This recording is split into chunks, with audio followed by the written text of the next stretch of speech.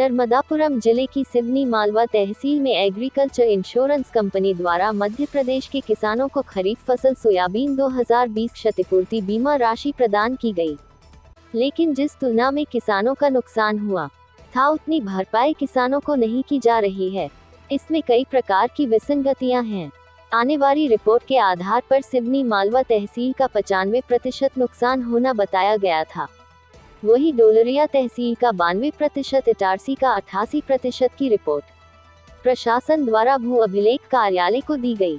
नुकसान के अनुसार किसानों को 25,000 रुपये प्रति हेक्टेयर से कम राशि नहीं दी जानी चाहिए थी, क्योंकि किसानों ने 35,000 रुपये प्रति हेक्टेयर पर बीमा कंपनी को प्रीमियम का भुगतान किया है।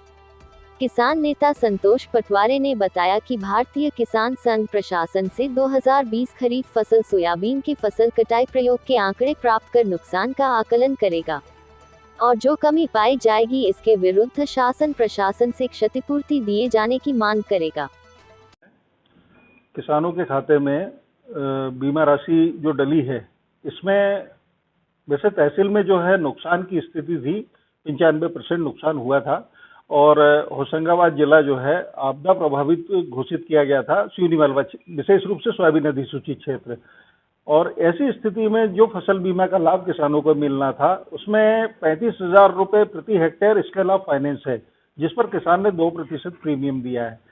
और इसमें जो क्षतिपूर्ति बननी थी वो लगभग प्रत्येक हल्के के अनुसार किसी हल्के में 25,000, 27,000, 28,000 से 32,000 रुपये हेक्टेयर तक का जो है क्षतिपूर्ति बनना था, क्योंकि ये जो फसल बीमा तय होता है इसमें 5 साल के आंकड़ों के आधार पर होता है।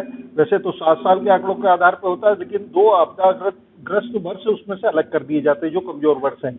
तो उस हिसाब से जो सिवनी मालवा तहसील का थ्रेशोल्ड उपज है वो लगभग 8 कुंटल 7.5 कुंटल के आसपास है और 2020 में जो उत्पादन मिला था वो लगभग 40 से 30-40 किलो 50 किलो प्रति हेक्टेयर मिला था।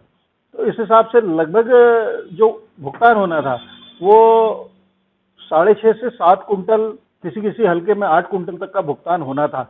ये जो नुकसान की स्थिति है, लेकिन भुगतान जब प्राप्त हो रहा है किसानों के खाते में तो एक आश्चर्य हो रहा है। किसानों को बहुत कम पैसा मिल रहा है। किसी पटवारी हल्के में 5,000 रुपये हेक्टेयर, किसी में 10,000 रुपये, किसी में 15,000, 18,000 रुपये हेक्टेयर तक भी मिल रहा है। लेकिन जिस आकलन के आधार पे फसल के नुकसान के आकलन के आधार पे जो पैसा मिलना था वो पैसा किसानों को नहीं मिल रहा है।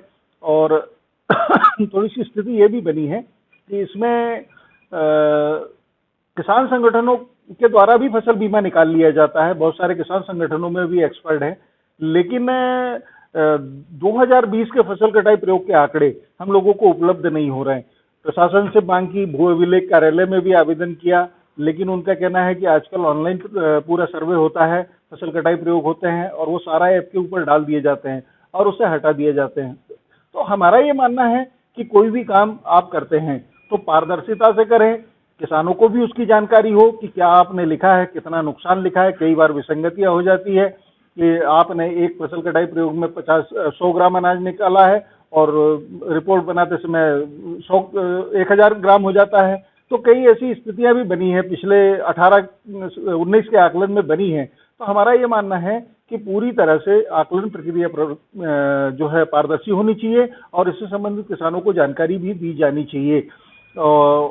किसी प्रकार का कोई ऐतराज होना नहीं चाहिए प्रशासन को भी, क्योंकि नुकसान किसान का हुआ है, क्षतिपूर्ति बीमा कंपनी कर रही है, तो पूरा सिस्टम पारदर्शी होना चाहिए।